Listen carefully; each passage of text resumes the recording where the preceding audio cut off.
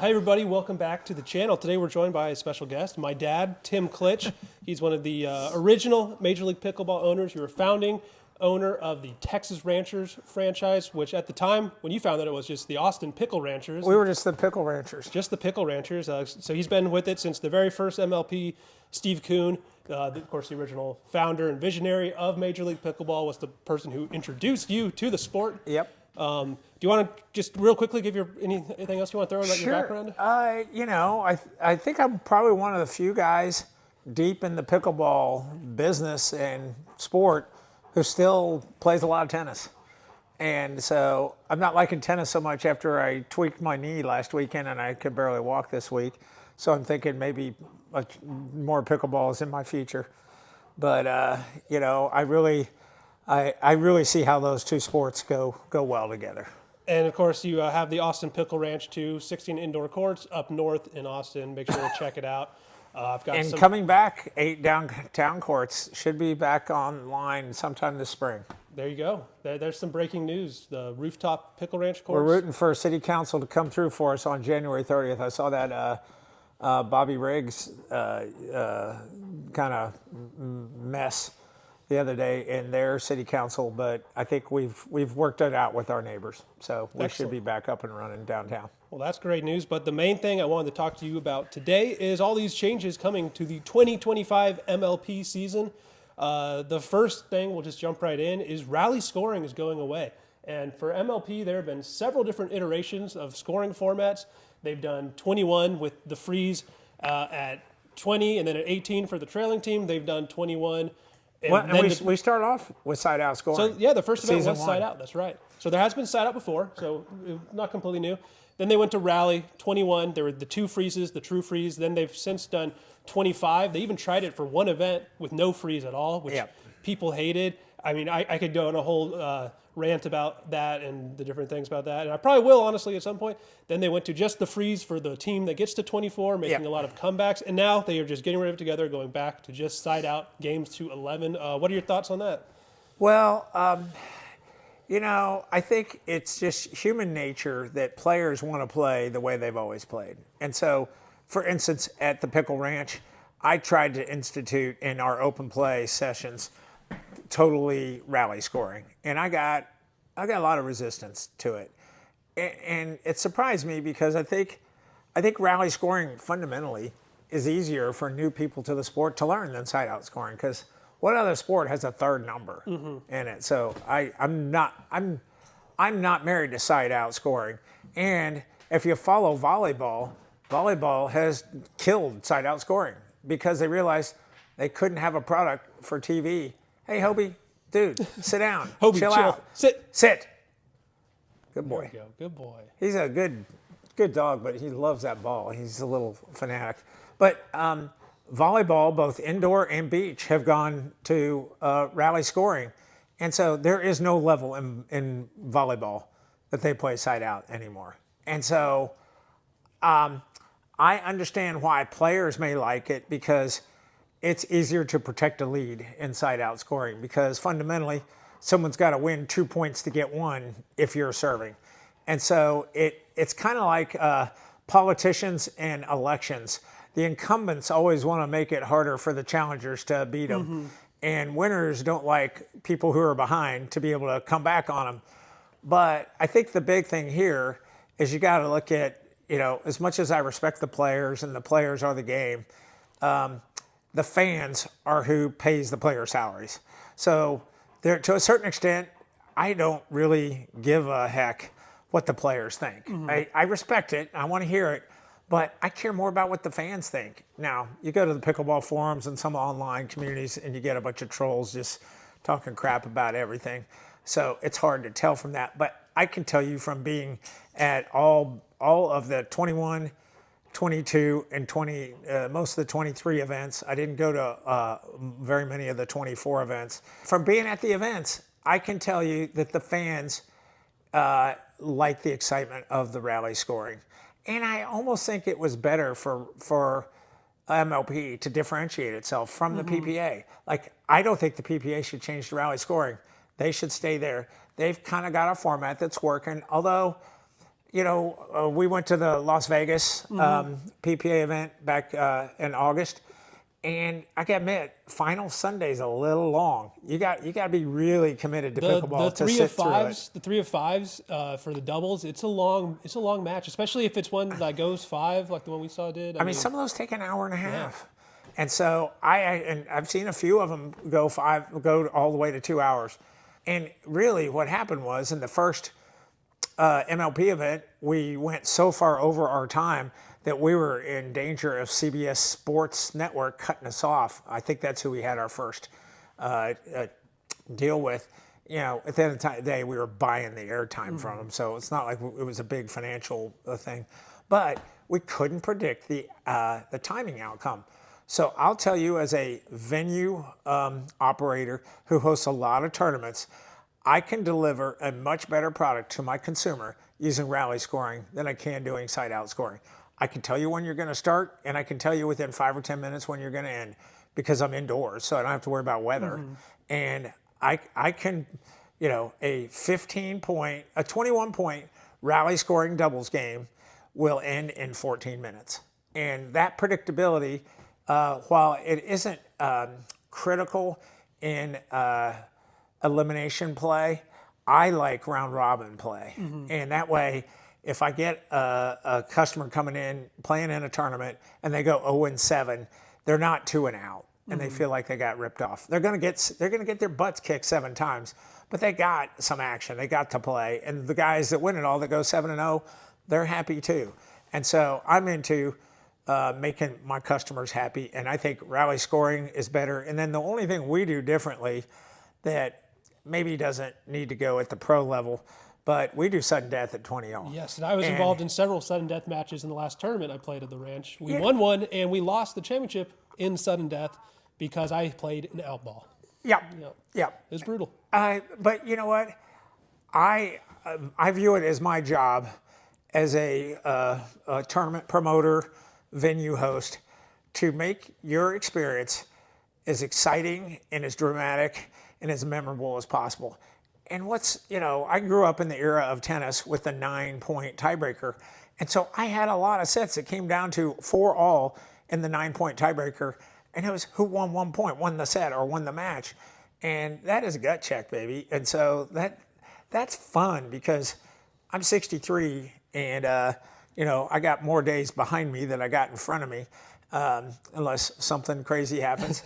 And so when I can create fake drama that isn't going to hurt me, put me in jail, or make my wife mad at me, I'm all for it. And to me, rally scoring is more dramatic than side-out scoring. And so my big point on this is a lot of people attribute rally scoring to creating fake drama and all these comebacks, and it's less indicative of the better team winning. But I really think all of our issues with rally scoring in that regard have to do with just the freeze aspect rather than the actual rally scoring aspect. Because when you're playing rally scoring, you still have to win points on your serve if you want to win. The only way to actually gain a lead on somebody is by winning points on your serve. If you only win points on the other it's a player's tie serve, the whole way. It's the same thing as side out, where you have to win points on your serve. It's only when you get into having the freeze, especially the last way MLP did it, that really gets into the manufactured drama aspect, which again, you could argue if that's... But all I can say is we tried taking the manufactured drama out in the first event of 24, and it was horrible. People did not like it. You couldn't come back. And I think the players liked it because they felt like it was easier to win once you got ahead. But, don't take this the wrong way, players. I don't care. I want you to enjoy it, but if rally scoring and the hard challenge it is to finish somebody off makes you nervous, good.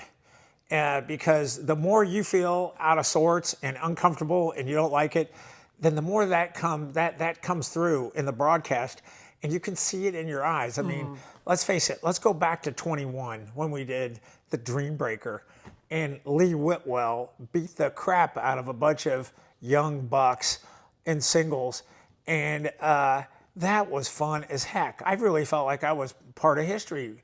What other pro sport had ever put men versus women one-on-one with no handicap and no ladies' tees or no nothing, and the women held their own? So basically, it sounds like Your whole point with rally scoring is you think it makes for a better TV product. So you would have liked to see it continue in MLP. I would have kept it, but hey, I also understand MLP, PPA, now part of UPA. There's people with better insights into everything, but I think the product needs to be different from the PPA tour, which I think it is by virtue of being teams. But I think that rally scoring helped differentiate it, and because I think some people like both, and I'd like to give the consumer both products that have different things to satisfy their taste. And I think even more importantly than switching to side out or switching to rally scoring is just picking one and sticking with it and not changing it every season or even mid-season changes. Just, you know what? It's so hard to follow what MLP is doing sometimes just because they've been all over the place with the merger and they kind of had to be nimble with that. But I think just like zeroing in on one format and just sticking with it for more than one season would do wonders. I think in general you're right, but let's face it, PPA has been changing up a lot of stuff, and so has everybody else. Because even though the sport's been around since '65, the pro sport in its current form is 4 or 5 years old. That's true. And so we're still in the Conestoga wagon driving across the Donner Pass and figuring out where we're headed. And we haven't been there yet, so we don't know. So that's a scary pass. there's a lot of dead bodies there. So I guess just to kind of put a button in the rally scoring conversation too, we do lose some of the, you mentioned, you're only turning to one side. You lose that strategic element. That was one thing Rob Nunnery recently tweeted out. He thinks rally scoring belongs in the graveyard because you lose certain strategic elements of the game. Generally, I just think the difference between side on rally is a little more overblown, and a lot of it exists just in our own minds where like people play differently in rally versus side out just because they see the point going up, but I don't believe that you really should play differently. The expected value in terms of how much one rally helps you win a match is more or less the same if you're playing rally scoring or side out. People just get in their heads about it a little bit. But I do think there's one shot that I play differently, and that's the serve. Moving on, the other changes, of course, we have 4 teams that have been promoted from Challenger to Premier. They were the teams that made the semifinals of the Challenger League playoff. But the other big change is rosters at the Premier level are expanding to 6 players. You will, instead of having 2 men and 2 women, you will have 3 men and 3 women. So if you think about it, we had 12 teams with 4 players each last year. That's 48 players. Now we have 16 teams with 6 players each. That's 96 players. We have doubled the amount of players in Premier League while simultaneously thinning out the player pool just a little bit by requiring players to have a PPA or UPA contract. This means there are teams that have promoted, like the Chicago Slice, who are led by Jack Monroe, Megan Fudge, Brendan Long. They are promoting from Challenger Premier League with 0 players that are under a UPA contract on their roster. So we're going to see just a total upheaval from that aspect. There's going to be such a broad depth of talent from the first player to the 96th player in the league. What are your thoughts on how they've done this? Do you think the talent pool can sustain this? And do you think it's too much too soon? Or is this just the way it has to be? Well, I think the talent pool is growing at a very fast clip. I think there's more depth than there was 2 or 3 years ago. Easily. But I think our team chose to pay the buy-in to be in Premier. And frankly, I wouldn't have given those schmucks that cheaped out and played in Challenger, I wouldn't have given 4 of them promotion. I would have maybe promoted 2 of them. But at the end of the day, they didn't pay the VIG to get up to Premier. They earned their way in, good for them. But they should have to work their way into a decent roster.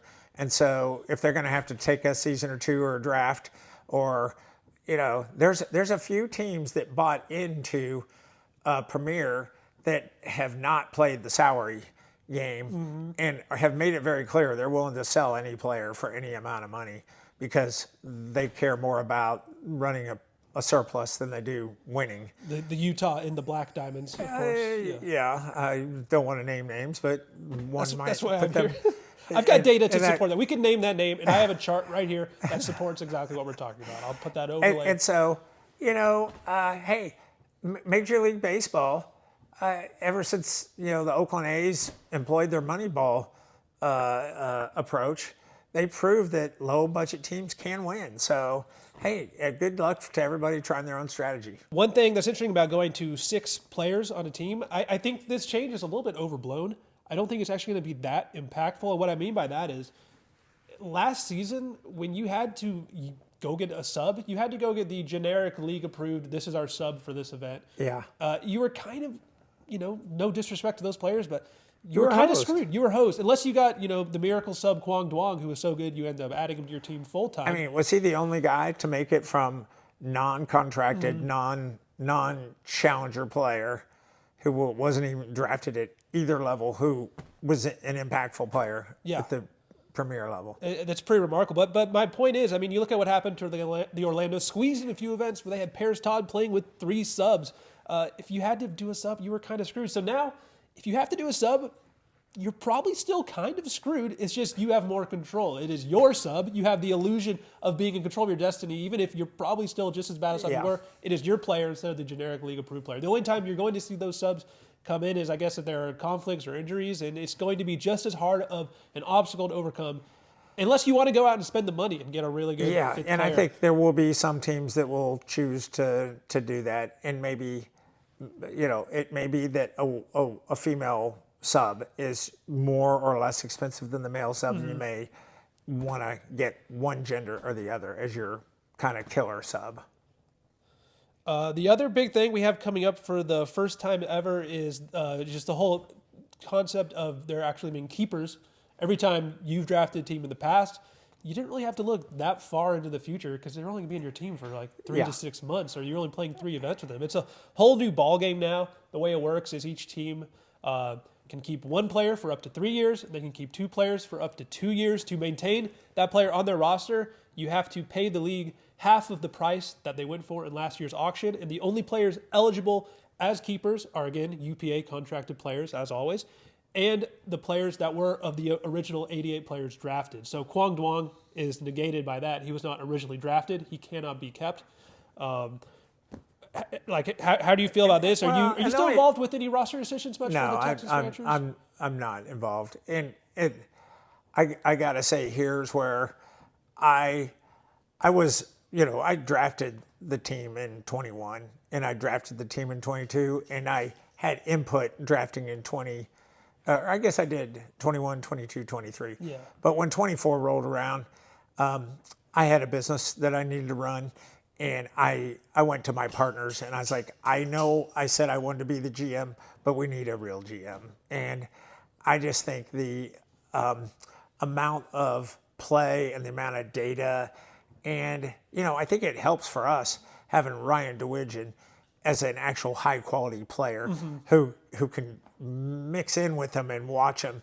And he's a much more pickleball tactics smart guy than I am. I mean, you just listen to him he does a great job when he does the broadcast of PPA events. Yeah. His technical knowledge and his actual shot selection and his ability to, it's just different than what. Because I'm still in the tennis world and still, trying to win tennis tournaments. And he's filling in with all the 3-0s and 4-0s up at the ranch. Yeah, I just don't have the bandwidth, or I don't have the depth of technical expertise that it takes to analyze it. I think I'm good with people, and I think I'm a good people reader and all that. And I think that's, some people back in 22 were giving me grief over dropping a player and picking up James Ignatowicz when he was a nobody. And, I was smart enough to watch him hit and get to know him and go, I think this guy's got some talent. And, I'd like to say that I went long on James before others even knew his name. Absolutely. We definitely had some fun. I helped out a little bit with a few of those drafts. It was kind of fun. It was a lot of fun. By the way, did you see the Jerry Jones cameo appearance in Landman? I did see that, yeah. And I was thinking to myself, how fun is it that I've gotten into a business now that I get to hang out with my kids more? I don't know if you want Jerry Jones comparisons right now, though. I don't know if you want to be making that. Well, he won a couple of Super Bowls. Yeah, it's been a while now. But none that I remember. But here's the difference between me and Jerry Jones. And first of all, I respect the heck out of that job he did historically in creating value with the Cowboys. But I knew when the sport was getting beyond my competency, and I didn't bring you in to be the GM. I brought other partners in and said, you guys help. And now I did reach out, and I was instrumental in bringing Ryan in because I felt like he was the right guy. And if you just look at our roster moves, I'd say we did a pretty darn good job last year, especially I think we had the worst schedule of anybody. And there's data to back that up, yeah. And we were missing Alshon 2 events, right? Alshon, the version of the Texas Ranchers that was our full-strength version with Alshon, Kwang Duong, Tina, and Etta only played together in 9 of 22 regular season matches. So all I can say is, like injuries and stuff is a part of all pro sports. And with a short roster, it's even more in this sport.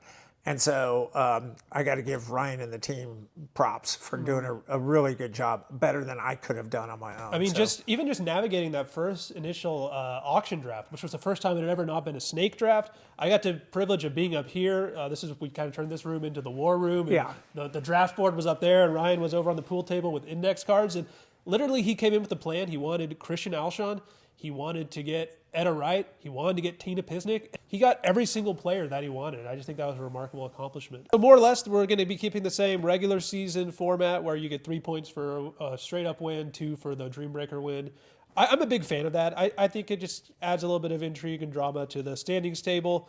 It also does emphasize the doubles aspect a little bit more, which I think is the way it should be. But then once you get to the playoffs, you're probably going to have to win a Dream Breaker at some point, as we saw.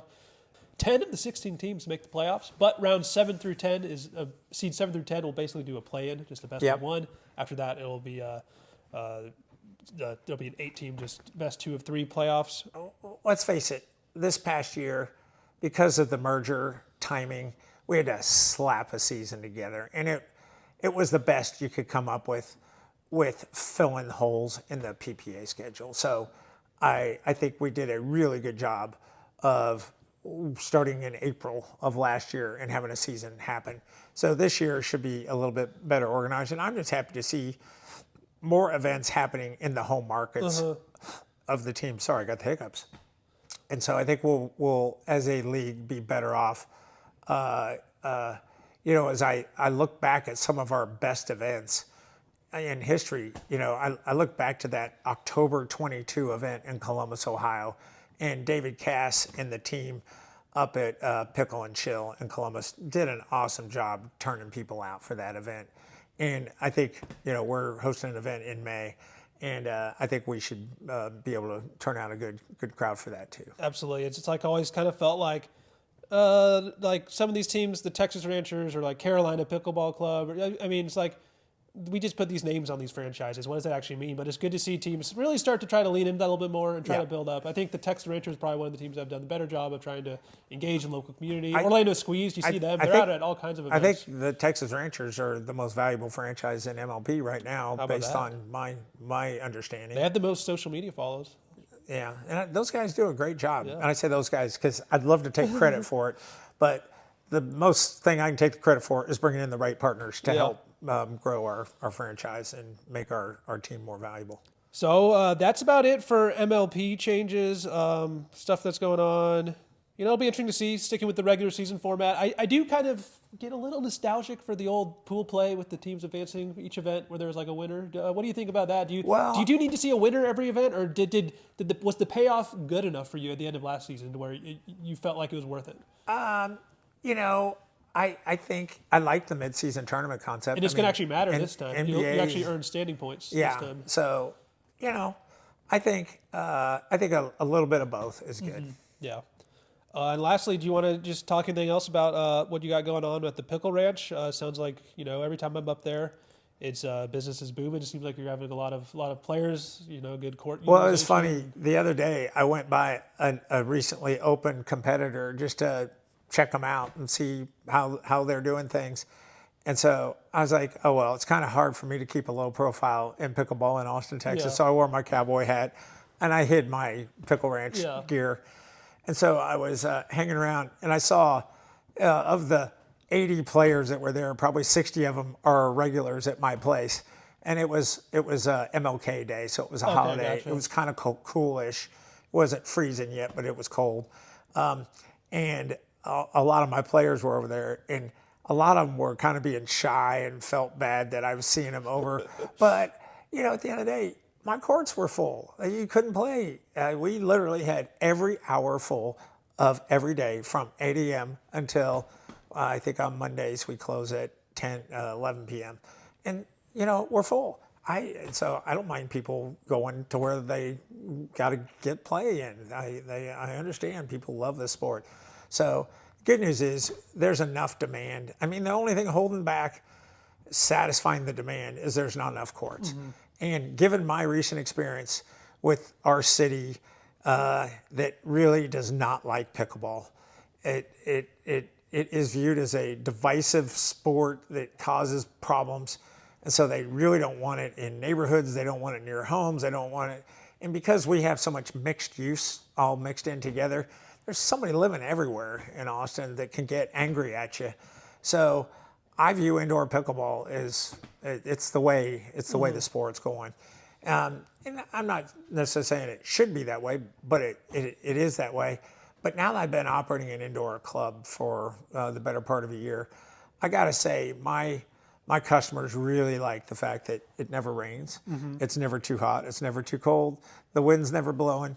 And they know they're going to get on their court. And as long as you do the right things and build it the right way and have proper sight lines and enough spacing and you've done some great sound mitigation, like playing indoors, it really is it feels pretty luxurious up there. And you've got like nice lounge areas. It's a nice experience. It's funny because I'm one of the few people who grew up on indoor tennis in the 70s in Columbus, Ohio, because my dad was a tennis pro. And so I had a key to the tennis club that I could get in. That's where I worked growing up. And so then I moved to Austin, Texas, that basically had no indoor courts for 40 years. And so I never played indoor tennis. And I got used to, hey, if it rains for a week, you don't play for a week. That's just how it goes.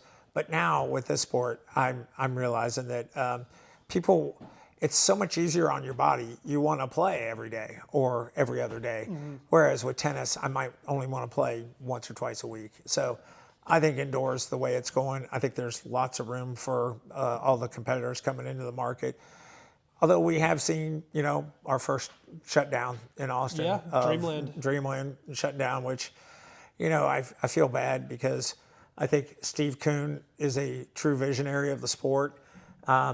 And it just, the construction on the highway leading out to his place and traffic, our city's grown so much in the last 5 years, it's just hard to get out there.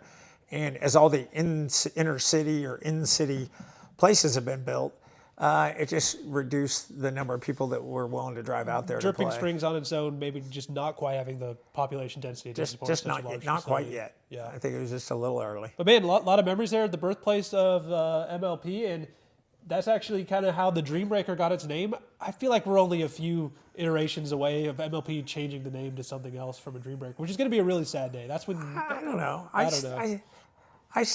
I like the thought of busting somebody's dreams. I mean, it's kind of like it works.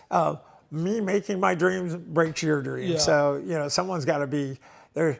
You know, I've been playing tennis tournaments for so long, and there are hardly ever are there pool play tennis tournaments. Everything is elimination play. So 6,428 people go play in a big tournament. There's only one winner. The other 63 people go home crying, and that's just, you know, life. And so I love Roger Federer's commencement speech that he gave at Duke, I think last year, where he said he won 80% of his matches, but he only won 54% of his points.